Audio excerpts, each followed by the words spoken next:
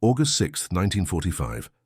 Deep within the underground bunker complex beneath the Imperial Palace in Tokyo, Lieutenant General Seizo Arisue sat at a heavy mahogany table surrounded by maps, intelligence reports, and decoded transmissions.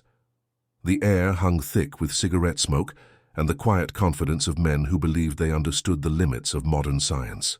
They had been assured time and again that what the Americans threatened was impossible. The mathematics simply did not support it.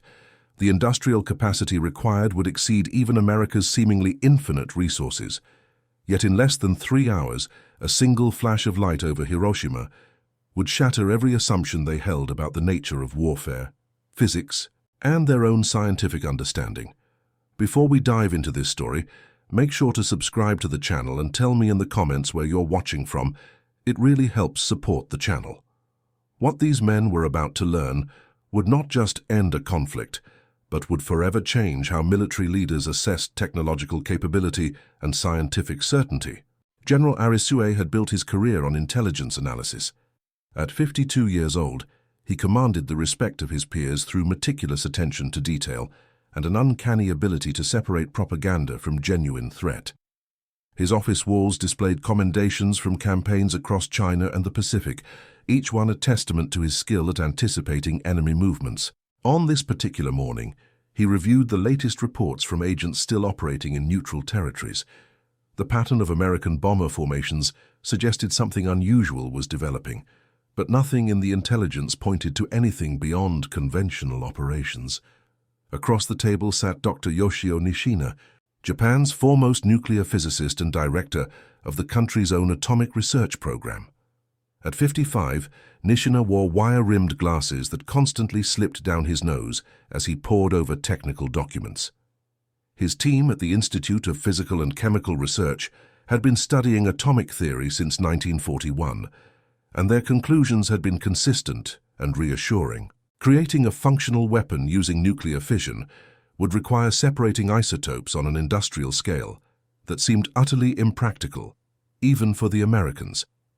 The amount of uranium-235 needed, Nishina had calculated, would require processing thousands upon thousands of tons of raw ore.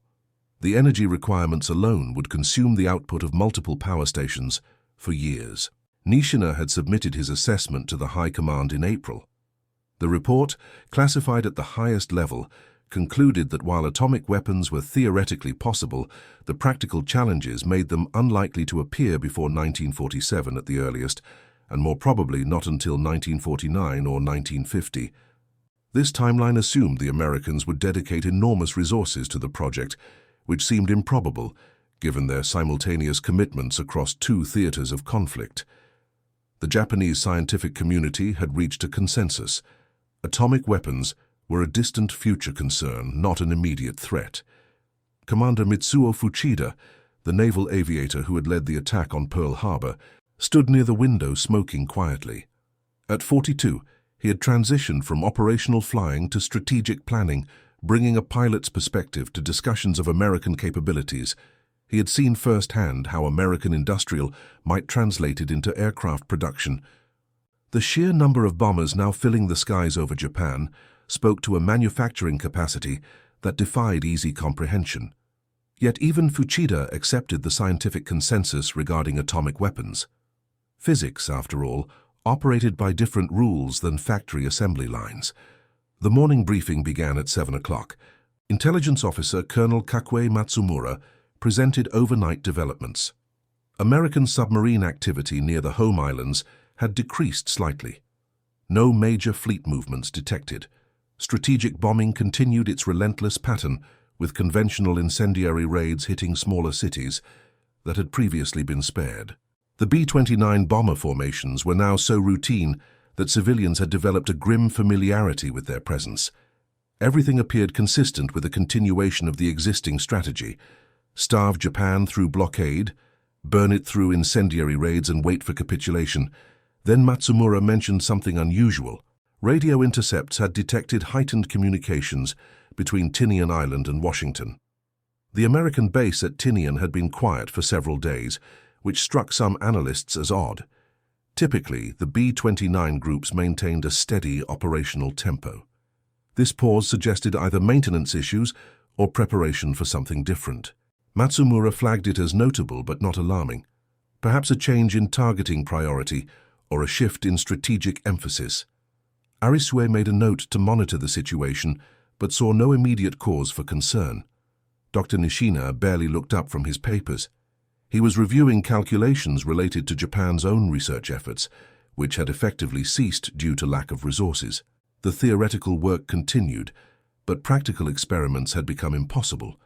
The American submarine blockade had choked off access to uranium ore supplies from the Asian mainland. Even if Japan had possessed the industrial capacity for isotope separation, which it did not, the raw materials were no longer available. Nishina felt a certain professional frustration at seeing his research program wither, but also a measure of relief. If Japan could not build such weapons, it seemed reasonable to assume the Americans faced similar insurmountable obstacles, merely on a larger scale. At 8:15 that morning, the room received its first report of something unusual over Hiroshima. The initial transmission was fragmentary and confused. An observer stationed in the city's outskirts reported seeing a single B-29 approaching at high altitude. This immediately struck the intelligence officers as strange. American bombers attacked in massive formations, sometimes hundreds of aircraft at once. A single plane suggested either a reconnaissance flight or perhaps a damaged aircraft limping home from a raid elsewhere. Minutes passed with no further information. Communication lines to Hiroshima went silent. Arisue felt the first stirring of unease. Total communications loss from a major city was unprecedented, even during the heaviest raids. Incendiary attacks, no matter how destructive, did not instantly sever all telephone and telegraph connections simultaneously. He sent urgent requests for information to nearby military installations. Nothing came back. It was as if Hiroshima had simply ceased to exist in an instant. The staff exchanged worried glances, but the prevailing assumption was that the communications infrastructure had been damaged more severely than usual. Perhaps the Americans had developed a new type of conventional explosive, more powerful than previous models. No one yet conceived of what had actually occurred. At 9 o'clock, a reconnaissance pilot flying near Hiroshima radioed a report that froze everyone in the operations room. He described a column of smoke rising to an altitude he estimated at 40,000 feet. The entire city center appeared to be burning simultaneously. From his vantage point at 12,000 feet, he could see a mushroom-shaped cloud of unimaginable proportions towering over what had been Japan's 8th largest city. The pilot's voice carried a note of disbelief. He had flown countless missions, witnessed hundreds of bombing raids, but nothing in his experience prepared him for what he was observing. The scale defied comprehension. Nishina's head snapped up from his papers. He stared at the radio operator as if the man had spoken in an unknown language. A mushroom-shaped cloud of that size and altitude suggested only one thing, but it could not be. It was not possible. The Americans simply did not have the capability. His own calculations had proven it. He stood abruptly, knocking over his teacup, and demanded to hear the pilot's report again.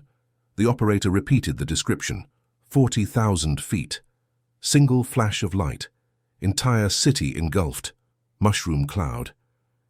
Nishina's face went pale. His hands began to tremble slightly as he reached for his notebook.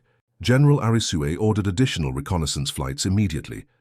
Every available aircraft capable of reaching Hiroshima was to photograph the scene and report conditions on the ground. He needed visual confirmation, detailed observations, anything that could explain what had happened. The possibility that whispered at the edge of his awareness seemed too enormous to accept without incontrovertible proof. He looked at Nishina and saw his own dawning horror reflected in the physicist's expression.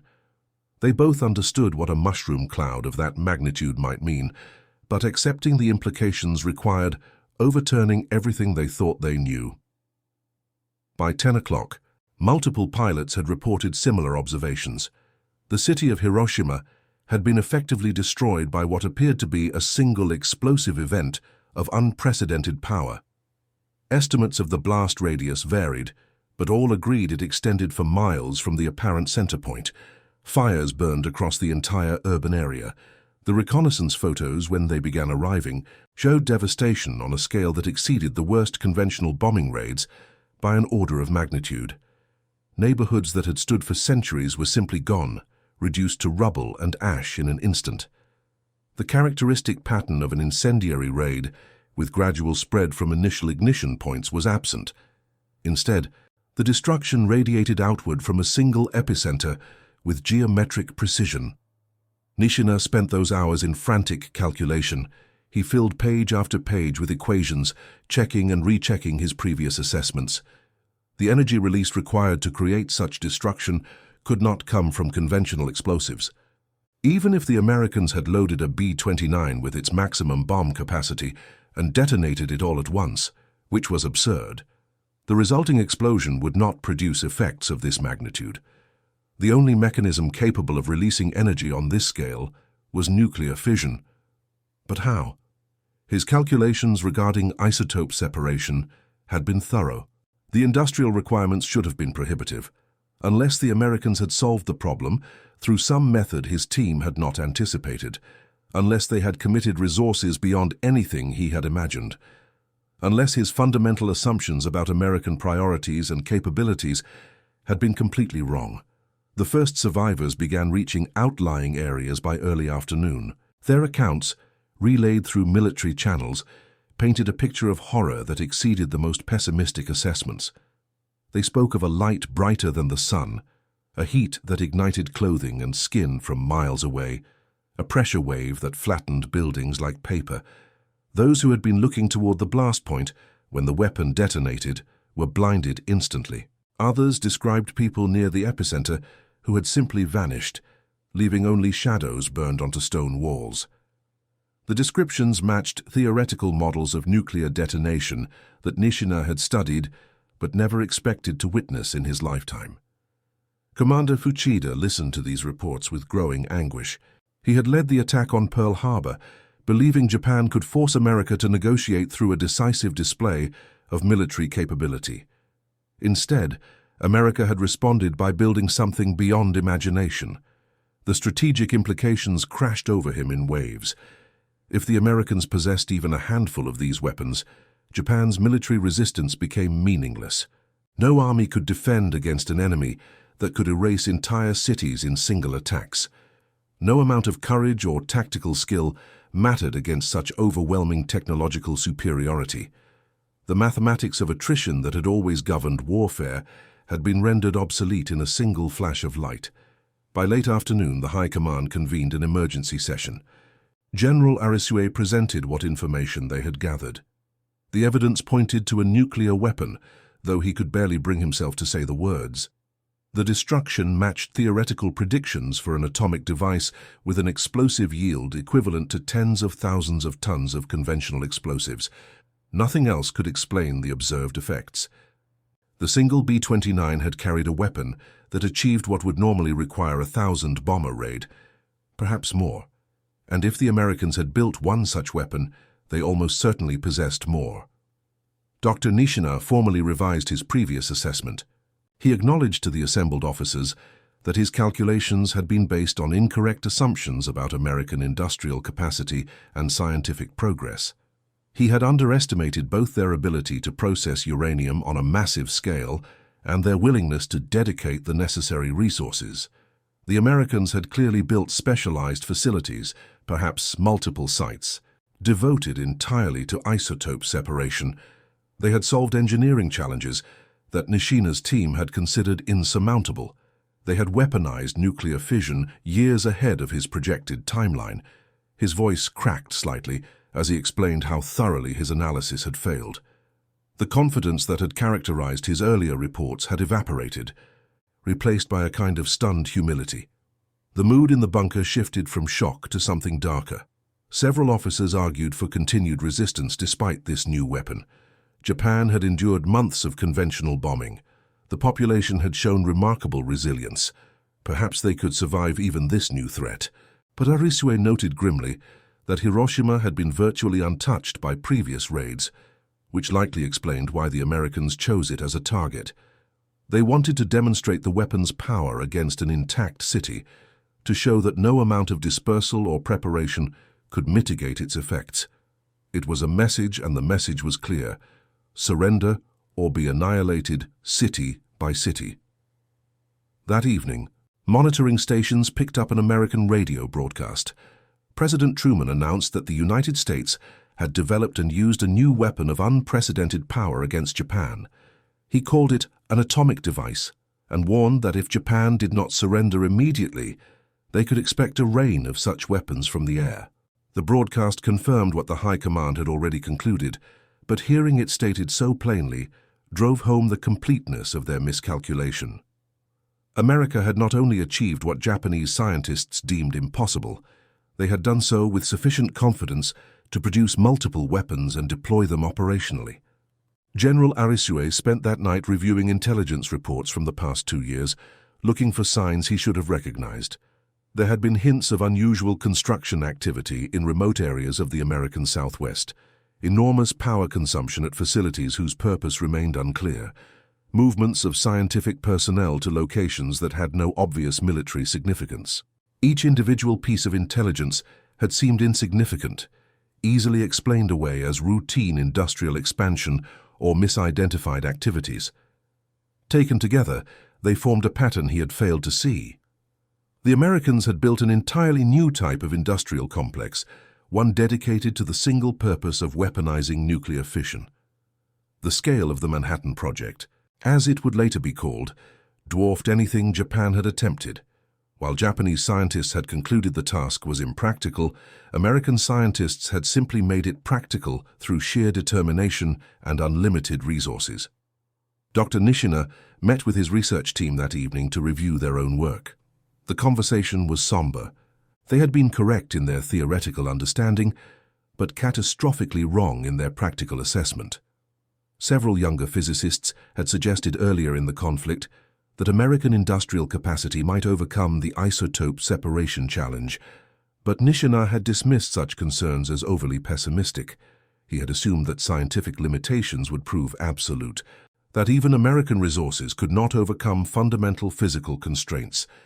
Instead, the Americans had demonstrated that sufficient resources could indeed overcome what seemed like insurmountable obstacles. They had built gaseous diffusion plants of unprecedented size, electromagnetic separators on an industrial scale, entire cities devoted to uranium processing. They had made the impractical practical through overwhelming commitment and engineering brilliance. Over the following days, as information about Hiroshima's destruction became more complete, the full magnitude of Japan's scientific miscalculation became apparent. The city had sustained casualties exceeding 70,000 people in an instant, with similar numbers grievously injured. The weapon had released energy equivalent to approximately 15,000 tons of conventional explosives, far more than any single bomb ever previously deployed. The heat at the epicenter had been sufficient to vaporize metal and glass. Buildings had been reduced to rubble for miles in all directions. Those who survived the initial blast suffered from mysterious ailments that Japanese doctors could not immediately explain. The effects of radiation exposure, though this would not be fully understood for some time. Then came the second weapon. On August 9th, just 3 days after Hiroshima, another atomic device fell on Nagasaki. This time there could be no doubt, no hope that the first weapon had exhausted American capabilities. They had multiple such weapons and were willing to use them without hesitation. The second attack demonstrated that America's nuclear arsenal was not a lucky success or a one-time achievement, but the product of an ongoing program capable of producing weapons in quantity. The strategic implications were crushing. Japan could not win. Japan could not even effectively resist. The only choice was between surrender and systematic annihilation. General Arisue participated in the anguished debates that followed. Some military leaders still argued for continued resistance, proposing that Japan could endure even atomic bombardment. But the mathematics were inexorable. If the Americans possessed even 10 such weapons, they could erase Japan's 10 largest cities. If they possessed 20, the destruction would extend to medium-sized urban centers. No defensive measure could stop a B-29 flying at 30,000 feet. No amount of courage could protect civilians from weapons that erased entire neighborhoods in microseconds. The technological gap had become so vast that it negated every other military consideration. Dr. Nishina found himself in the painful position of explaining to military leaders exactly how wrong his previous assessments had been.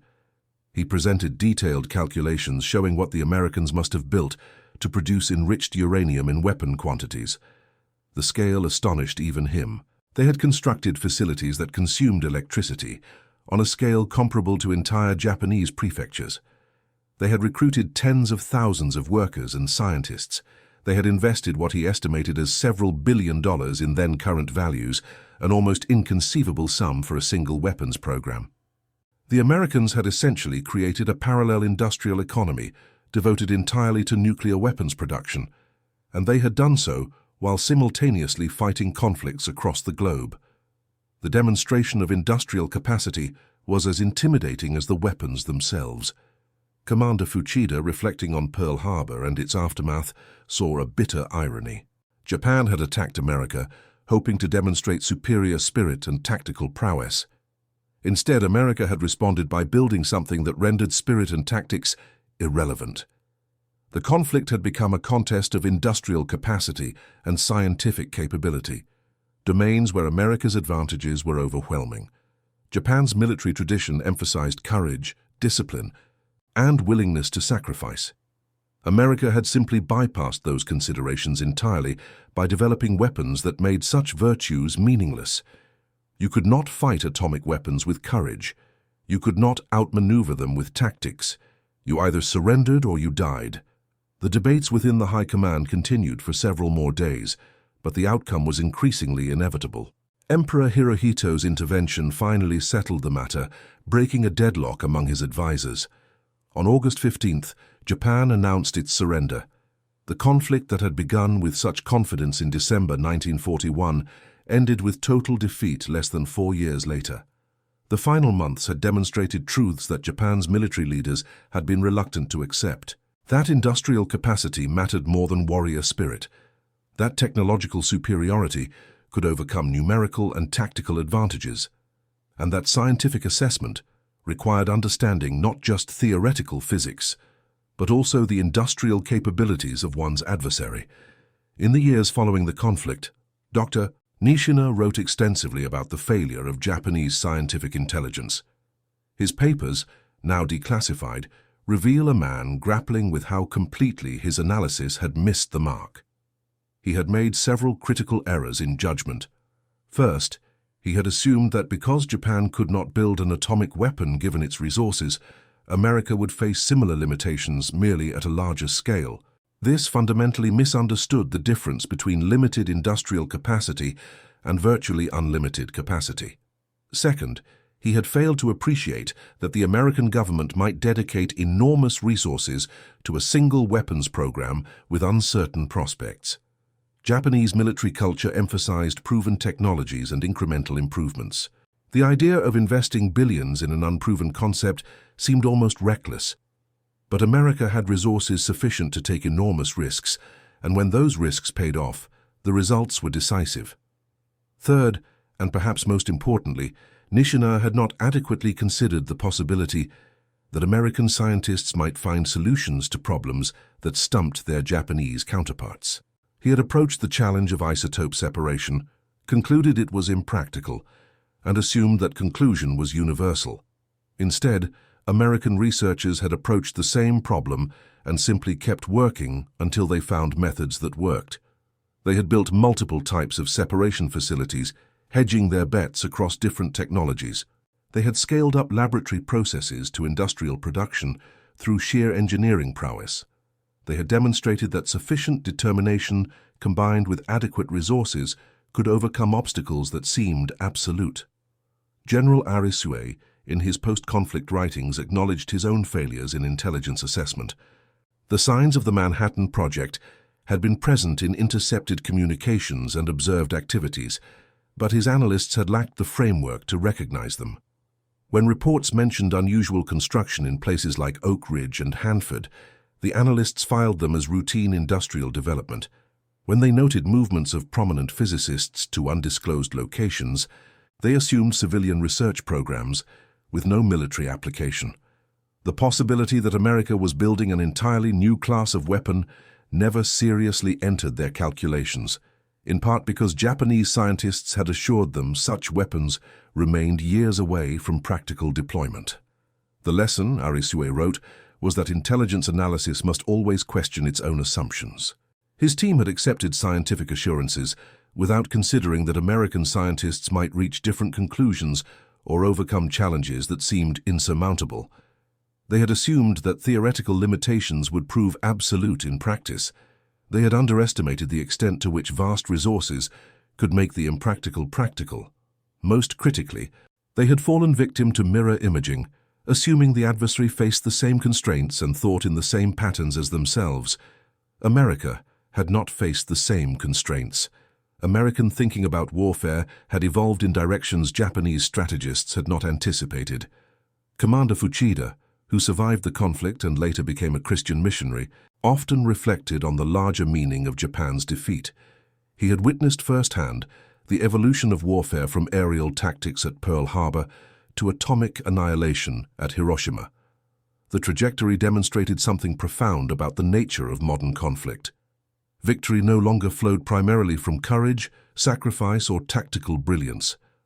Those qualities remained important, but they had been subordinated to industrial capacity and technological sophistication.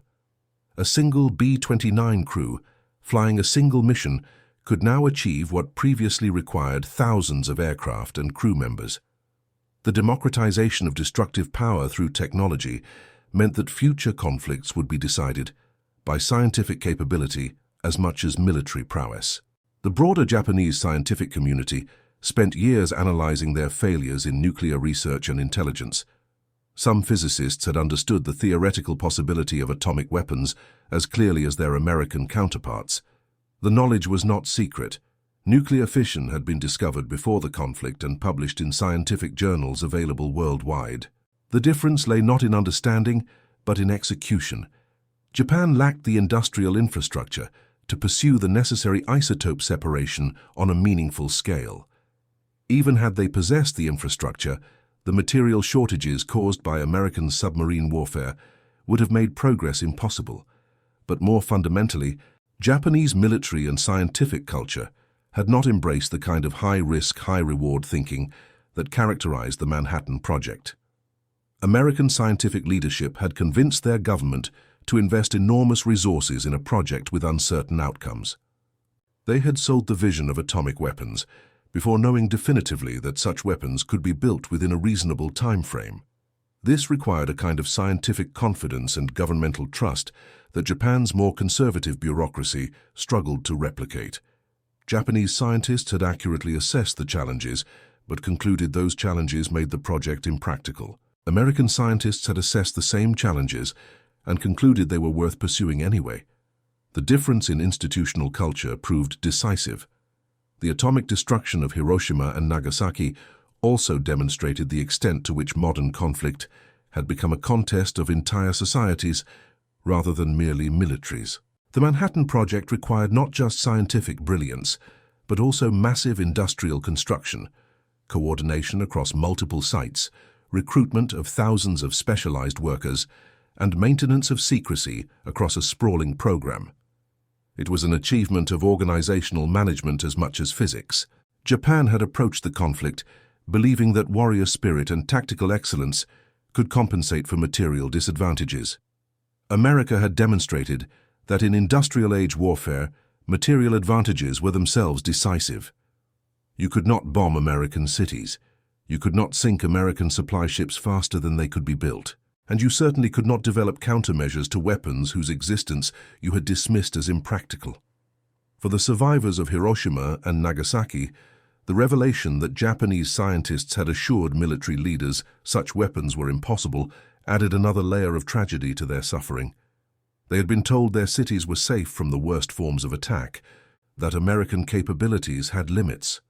Instead, they had learned through the most terrible means imaginable that those assurances were false. The failure of scientific intelligence had directly contributed to the decision to continue the conflict beyond any reasonable hope of success. Had Japanese leadership understood earlier that America possessed or was close to possessing atomic weapons, the conflict might have ended before those weapons were deployed. The cost of miscalculation was measured in hundreds of thousands of lives. The post-conflict interrogations of Japanese scientists by American technical teams revealed just how far apart the two programs had been. While America operated massive facilities employing tens of thousands at Oak Ridge, Hanford, and Los Alamos, Japan's atomic research consisted of a few dozen scientists working with laboratory-scale equipment. While America had tested a functional device in July 1945 at the Trinity site in New Mexico, Japanese researchers had not yet successfully operated even a prototype separation system. The disparity was so vast that American interrogators initially suspected Japanese scientists were hiding more advanced work. Gradually, they realized the truth. Japan had simply never mounted a serious effort to build atomic weapons because their scientists had concluded it was impractical, and the military had accepted that conclusion without question. This acceptance proved catastrophic. Military leaders had taken scientific assurances at face value without considering that adversary scientists might reach different conclusions or that adversary governments might be willing to invest far more heavily in unproven technologies. The assumption that physics imposed absolute limitations, regardless of resources, created a blind spot in Japanese strategic thinking.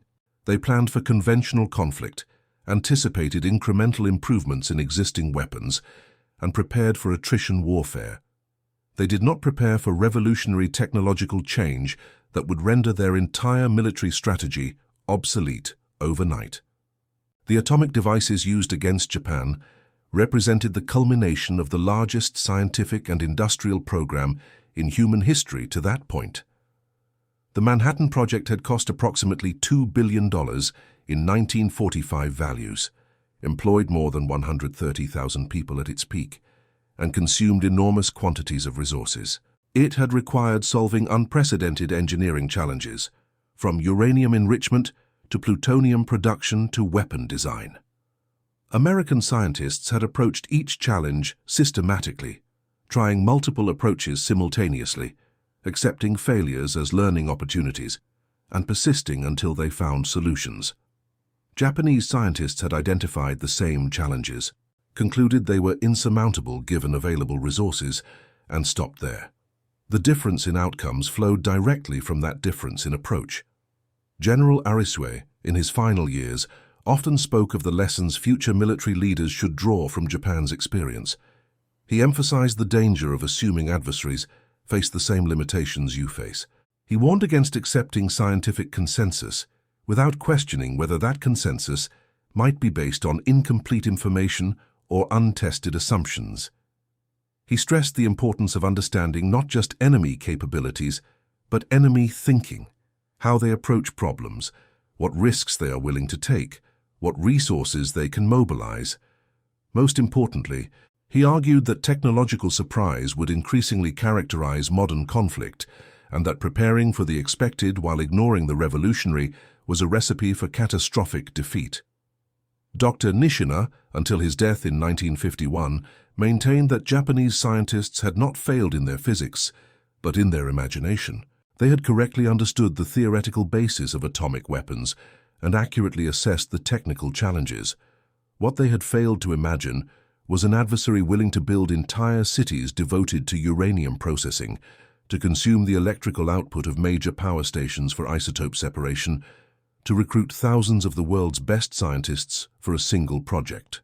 They had assessed the challenge in terms of what Japan could accomplish and extrapolated those limitations to America, without fully accounting for the vast difference in available resources. It was a failure not of knowledge, but of perspective. The realization that came to Japanese High Command on August 6, 1945, represented one of history's most complete reversals of scientific certainty. Men who had been assured their enemy faced insurmountable obstacles instead learned that their enemy had simply mounted those obstacles through sheer determination. The mushroom cloud over Hiroshima announced not just a new weapon, but a new era of warfare where technological capability could shift decisively in ways that traditional intelligence might completely miss. The comfortable certainties that had guided Japanese planning, that atomic weapons were years away, that America's industrial capacity had limits, that courage and sacrifice could compensate for material disadvantage, dissolved in a single flash of light. In the decades since, historians and scientists have studied the divergent paths of Japanese and American atomic research as a case study in how institutions assess technological possibility. Both started from the same basic knowledge of nuclear physics. Both faced similar theoretical challenges, but American scientists approached those challenges within a culture that embraced audacious projects, accepted high risks in pursuit of decisive advantages, and possessed resources sufficient to pursue multiple approaches simultaneously. Japanese scientists operated within a culture that emphasized proven technologies, avoided uncertain investments, and lacked resources for ambitious development programs. The resulting difference in outcomes demonstrates that scientific capability depends not just on knowledge, but on the institutional and cultural context in which that knowledge is applied. The day Japanese High Command realized their scientists were wrong about America's nuclear program marked the effective end of the conflict, even though official surrender came days later. In that moment, every calculation that had guided Japanese strategy for years collapsed. The arithmetic of attrition that suggested Japan might fight on indefinitely through guerrilla resistance became irrelevant when single aircraft could erase entire cities. The hope that American war weariness might lead to negotiated settlement evaporated when America demonstrated it possessed weapons that could systematically annihilate urban Japan without risking American lives. The belief that Japanese spirit and sacrifice could compensate for material disadvantage was revealed as obsolete thinking in an age where technology could deliver overwhelming force regardless of the defender's courage. For those who lived through that moment in the bunker beneath Tokyo, watching the reports from Hiroshima accumulate into an undeniable picture of revolutionary technological change, the experience was profoundly disorienting. Their entire framework for understanding warfare had been built on assumptions about limits to destructive power, limits to industrial capacity, limits to what could be achieved in a given time frame. Suddenly all those limits had been exceeded by margins they had considered impossible. It was as if the rules of physics themselves had been rewritten, though of course they had not. What had changed was their understanding of what those rules permitted when pursued by an adversary with virtually unlimited resources, and an institutional willingness to attempt the seemingly impossible. And that concludes our story. If you made it this far, please share your thoughts in the comments. What part of this historical account surprised you most? Don't forget to subscribe for more untold stories from World War II and check out the video on screen for another incredible tale from history. Until next time.